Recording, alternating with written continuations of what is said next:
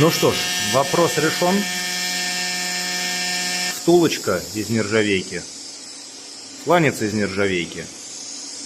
И, собственно, вот та часть, которая была, очень непонятная, тоже из нержавейки. Ну и вот, как-то вот так.